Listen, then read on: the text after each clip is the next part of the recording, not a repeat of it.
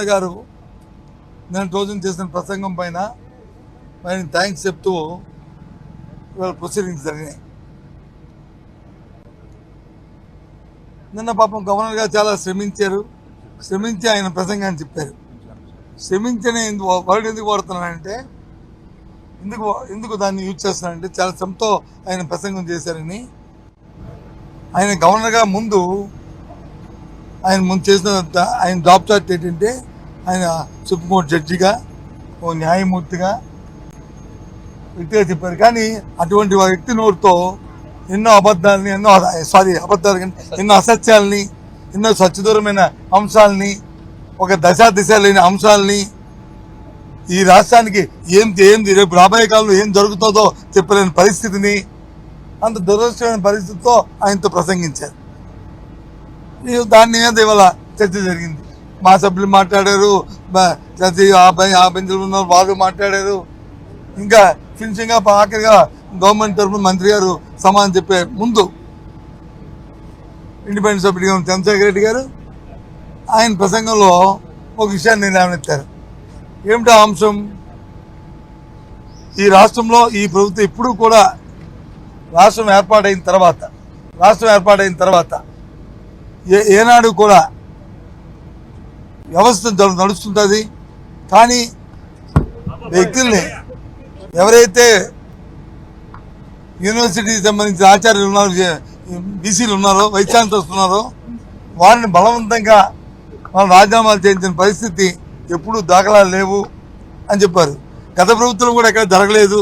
వాళ్ళ టెన్యూర్ అయిన వరకు వెయిట్ చేసిన తర్వాతే దాన్ని కొత్త వీసీలు నియమించడం అనేది చర్చ్ కమిటీతో జరిగింది. ఈ ప్రభుత్వం అలా కాదు, 9 మంది ఈసీలు నియమించామని చెప్పి గవర్నర్ గారు ప్రసంగంలో చెప్పారు ఎంతో గొప్పగా. కానీ దాని ముందు జరిగిన పరిణామాలు చూస్తే చాలా దురదృష్టకరం. 21 యూనివర్సిటీస్ ఉంటే అందులో 19 మందితో వారు వచ్చి రాజీనామాలు బలవంతంగా తీసుకున్నారంటే సంబంధిత మంత్రి విద్యాశాఖ మంత్రి గారు లేచి నో అది కరెక్ట్ కాదు, మీరు దానికి ఉంటే ఆ రుజువులు సాక్ష్యాలు చెప్పండి అని చెప్పని ఆయన అన్నారు. వారు మాట్లాడికంట ఇంటరప్షన్ చేస్తూ మంత్రులు ఎప్పటికప్పుడే ఇంటర్వ్యూన్ అవుతూ దాన్ని అడ్డుకోవడానికి ప్రయత్నం చేశారు. మేము ఒకటే ప్రశ్నించాను, నేను లేచి ఎల్ఓపిగా లీడర్ ఆఫ్ అపోజిషన్గా మా పార్టీ తరఫున ఒకటే అడిగాం, సూటిగా ఇవాళ జరుగుతున్న డిస్కషన్లో సూటిగా చెప్తున్నాం. వాళ్ళు ఇచ్చిన రాజీనామా లేఖల్లో ఎవరైతే వైస్ ఛాన్సలర్స్ ఉన్నారో వాళ్ళు ఇచ్చిన రాజీనామా లేఖల్లో మాకు ఉన్నత విద్యాశాఖ కార్యదర్శిగా ఉన్న వ్యక్తి ఐఏఎస్ ఆఫీసర్ వారు ఫోన్ చేశారు. వారితో పాటు హైయర్ ఎడ్యుకేషన్ చైర్మన్గా ఇన్ఛార్జ్ చైర్మన్ ఉన్న వారు ఫోన్ చేశారు. మా రాజీనామాలు డిమాండ్ చేశారు, తీరవలసిందే అని చెప్పి పట్టుబట్టారు. మేము వచ్చి గౌరవప్రదంగా అని మేము దాన్ని ఇచ్చామని చెప్పి లేఖలు కూడా రాశారు. మాకు వాలంటరీగా మాకు వారి దగ్గర నుంచి ఫోన్లు వచ్చాయి కాబట్టి ఆ ఫోన్లు అన్వయించుకొని నేను నా రాజీనామాని మీకు సమర్పిస్తున్నానని చెప్పి లేఖలు రాశారు. అది చాలు కదండి. మంత్రి గారు దయచేసి ఏంటి ఎంక్వైరీ అన్నాం, మీరు అడిగారు కదండి. అంటే కాదు మేము ఇప్పుడు కాదు 19 నుంచి వేస్తామన్నారు. 19 నుంచే కాదు 14 నుంచి కూడా వేయండి, మాకే వద్ద అభ్యంతరమే. 19వ సంవత్సరం చేస్తారో 14 నుంచి చేస్తారో ఎప్పుడు నుంచి చేస్తారో ఈ అంశం మీద చేస్తారో అది మీ చేతిలో ఉంది. మేము ప్రతిదానికి మేము తయారుగా ఉన్నాం. కానీ ఇది స్వామికం కాబట్టి దీన్ని ఎంక్వైరీ జరగవలసిందని అని పట్టుకోవటం ముందు వచ్చి చేస్తామన్నారు. తర్వాత మాట మార్చి ఆయన వారు నిస్సాతుని వారు తెలివి వ్యక్తపరిచి వారు తాలూకా ఉపన్యాసం ఉపక్రమించే పరిస్థితి వచ్చింది.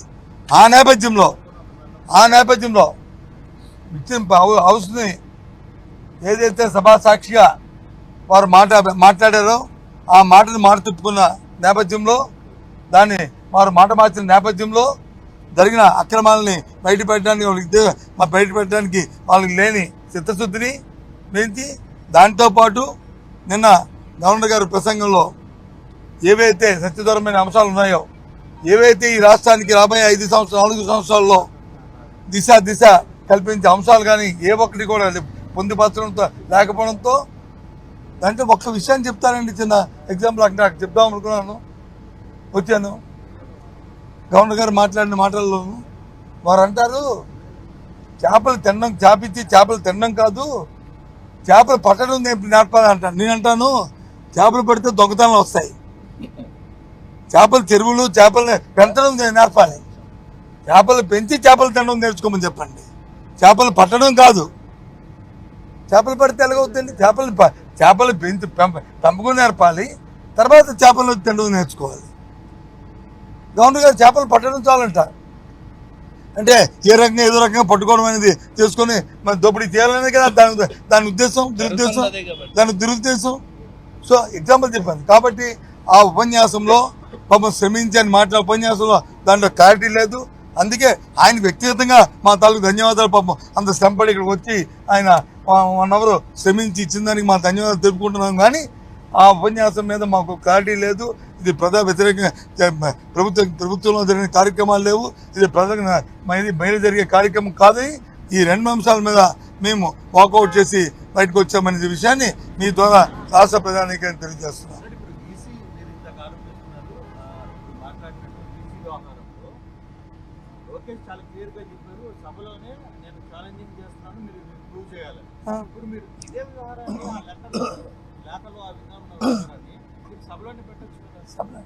ఒక విషయాన్ని లేక అనేది ప్రభుత్వం దగ్గర ఉంటుంది, విషయం మాకు తెలుసు.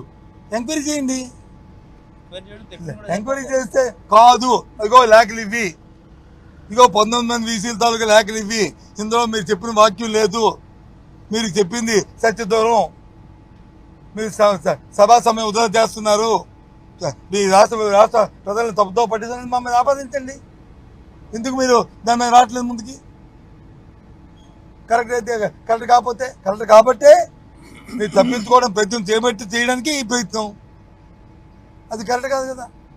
అందుకు నేను అడుగుతుంది, మీరు చెప్పిందని నేను చెప్తున్నాను. నేను చెప్పాను సభలో జరుగుతున్న డెలిబరేషన్స్ వీటిని రికార్డు దీని ఆధారం మీదే ఎంక్వైరీ చేయండి. మీరే అన్నారు కదా, దాన్ని ఎంక్వైరీ చేయండి. వాడి ఇది తప్పేండి బేకా. ఇదే నిర్దిష్టం. 19 వీసీలకి అందరికీ ఫోన్లు వచ్చాయి. హైయర్ ఎడ్యుకేషన్ డిపార్ట్మెంట్ నుంచి ఎగ్జామ్ చైర్మన్ గారు మాట్లాడారు. హైయర్ ఎడ్యుకేషన్ ఆనాటి సెక్రటరీ ఎవరైతే ఉన్నారో వారు మాట్లాడారు. వాళ్ళు ఇచ్చిన లేఖలో రాశారు. అవి పోనీ మాట్లాడమంటే పోనీ కాదు, లేఖలో రాస్తారండి. మీ ఆఫీస్ నుంచి ఫోన్ వచ్చింది కాబట్టి ఉండదా? హైయర్ ఎడ్యుకేషన్లో ఉన్న అధికారులు మమ్మల్ని చెప్పారు, ఫోన్ వచ్చింది అందుకే చెప్పారు కాబట్టి మీరు రాజీనామా చేస్తారని రాస్తారండి. రాస్తే పిలిచి అడుగుతారు కదండి. ఆ లేఖ ఎందుకు తీసుకోవాలండి? చెప్పడమా బెదిరింపు అనేది ఆ భాష అనుకుంటుంది. అంతే మళ్ళీ నువ్వు విన్నావా అని అడుగుతారు నన్ను. ఆ ఫోను నువ్వు విన్నావా, నువ్వేమంటే మీ ఎక్కడ ఒకేసారి 18 మంది రాజీనామా చేశారంటే ఎప్పుడు లేనిది సాంప్రదాయం, ఎప్పుడు లేని జరిగిందంటే దాన్ని బట్టి ఆలోచన తీసుకోవాలి. ఎందుకు జరిగింది? ప్రభుత్వం పోనీ గత ప్రభుత్వం జరిగిందా? పోనీ అంతకుముందు ఆయన వాళ్ళు ఉన్నప్పుడు జరిగిందా? పోనీ 2009 రాష్ట్రంలో ఉన్నప్పుడు 9లో జరిగిందా? పోనీ 4లో జరిగిందా? చరిత్రలో ఇప్పుడు జరిగిందా? లేదు కదా. వాళ్ళే చెప్పాలి.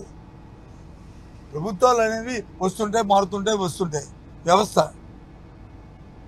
అది కంటిన్యూ ప్రాసెస్. అది అంతేగాని రాజ్యాంగాలు ఉన్న వాళ్ళని వచ్చి వాళ్ళు రాజీనామా చేయించి వాళ్ళతో వచ్చి బెదిరించి వాళ్ళతో తీసుకోవడం అనేది ఎక్కడ వరకు ధర్మం? చెప్పండి. ఇది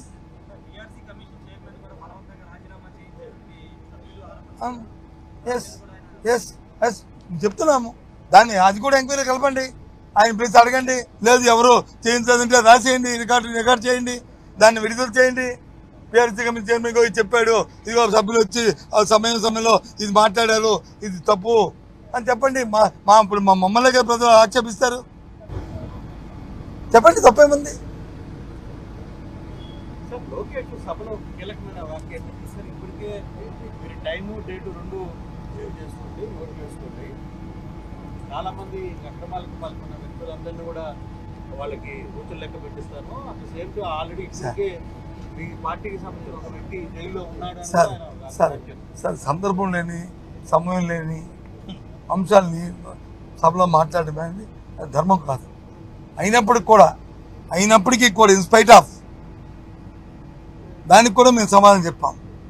ఏ ఎంక్వైరీ అయినా నిష్పక్షపాతంగా చేసుకోండి, ఎవరైనా తప్పు చేస్తే వాళ్ళ మీద చర్యలు తీసుకోండి. మాకు అభ్యర్థి చెప్పాను, దట్ ఈస్ రికార్డ్. యాక్చువల్గా ఆయన మాట్లాడకూడదు, ఒక గవర్నమెంట్ మంత్రి ఆ మాటలు మాట్లాడకూడదు. సరే మాట్లాడారు, తెలుసో తెలియకో మేము చెప్పాం కదా, చేసుకొని చెప్పాం కదా, ఇప్పుడు కూడా చెప్తున్నాం కదా, తప్పేముంది. ఇప్పుడు మేము చేయొద్దు, లాభం లేదంటే ఊరుకుంటుందా ప్రభుత్వం? తప్పు జరిగితే తప్పు ఊరుకుంటే అది సమర్థమైన ప్రభుత్వమా? కాదు కదా, సమర్థమైన ప్రభుత్వం కాదు కదా. చిన్న ఎగ్జాంపుల్ మీకు చెప్తానండి, చిన్న ఎగ్జాంపుల్ ప్రభుత్వం దాని పనితీరు ఎలా ఉందో. మొన్న గ్రూప్ 2 పరీక్షలు జరిగినాయి. వాళ్ళందరూ రోస్టర్ పాయింట్ మీద వాళ్ళు యాక్టివేట్ చేస్తున్నారు. దాని మీద విద్యాశాఖ మంత్రి గారు వచ్చి ఒక ట్వీట్ పెట్టారు, దీన్ని పరిశీలిస్తున్నాము, దీని మీద సమగ్ర న్యాయం చేస్తామని. సరే, అవకాశం లేదో అవకాశం ఉందో సెకండరీ పక్కన పెట్టండి, దాంట్లో చేయడానికి అవకాశం ఉందో లేదో. ఆ మన్నాడు నేను ప్రెస్ కాన్ఫరెన్స్ పెట్టి మా పార్టీ తరఫున చెప్పాము, ఇది చాలా సున్నితమైన అంశము, దయచేసి దీని మీద దృష్టి పెట్టండి, దృష్టి పెట్టి సమయం తీసుకుని దీన్ని కొంత సమయం తీసుకుని పరీక్ష పెట్టి పిల్లల తాలూకు భవిష్యత్తుని చూడండి అని చెప్పాము. వెంటనే ఆ సేమ్ నైట్ నెక్స్ట్ డే ముఖ్యమంత్రి గారి కార్యాలయం నుంచి ఒక లేఖ రాశారు, వాళ్ళు సమీక్ష చేసుకొని. ఏమని?